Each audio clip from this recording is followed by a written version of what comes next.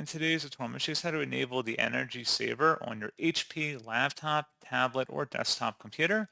So this should hopefully be a pretty straightforward process, guys. And without further ado, let's go ahead and jump straight into it. So all you have to do is open up the search menu and search for settings. Best result, should come back with settings. Go ahead and open that up.